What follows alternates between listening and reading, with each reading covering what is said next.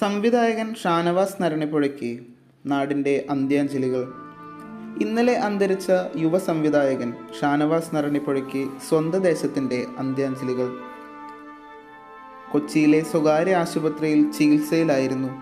ഇന്നലെ രാത്രി 10:30 മരണം. മടങ്ങി വരും എന്ന പ്രതീക്ഷ നൽകിയായിരുന്നു കോയമ്പത്തൂരിൽ നിന്നും കൊച്ചിയിലേക്ക് വിദഗ്ധ ചികിത്സയ്ക്കായി മാറ്റിയിരുന്നത്. ഇന്ന് പുലർച്ചെയോടെയായിരുന്നു മൃതദേഹം നരണിപ്പുഴയിലെ സ്വവസതിയിലേക്ക് എത്തിച്ചത്.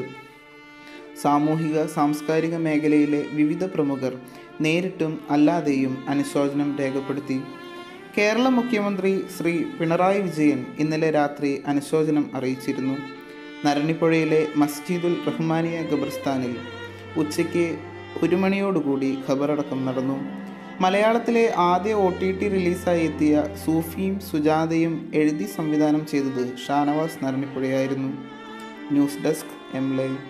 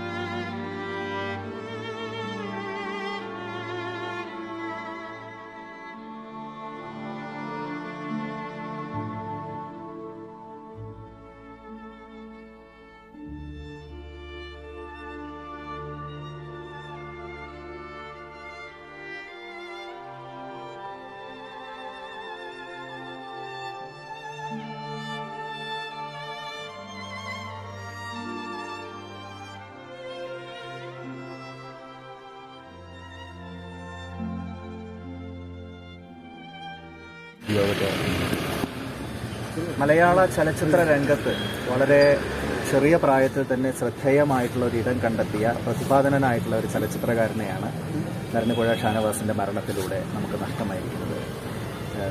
തിരക്കഥാകൃത്ത് എന്ന നിലയിലും സംവിധായകൻ എന്ന നിലയിലും എഡിറ്റർ എന്ന നിലയിലുമൊക്കെ അദ്ദേഹത്തിൻ്റേതായിട്ടുള്ളൊരു ശൈലിയിലൂടെ വളരെ ചെറിയ പ്രായത്തിൽ തന്നെ നല്ല ഒരു ഇടം കണ്ടെത്താൻ സാധിച്ചു എന്നുള്ളത് എല്ലാവരും അംഗീകരിക്കുന്ന ഒരു യാഥാർത്ഥ്യമാണ്. ഹരി പോലുള്ള സിനിമകൾ കലാപരമായിട്ട് ഒരുപാട് മികച്ചു നിന്നുവെങ്കിലും OTT പ്ലാറ്റ്ഫോമിൽ കേരളത്തിൽ മലയാളത്തിൽ ആദ്യമായി പുറത്തിറങ്ങിയ സൂഫിയും സുജാതയിലൂടെയുമാണ് അദ്ദേഹം വലിയ രീതിയിൽ ചർച്ച ചെയ്യപ്പെടുന്നൊരു സംവിധായകനായിട്ട് മാറിയത്.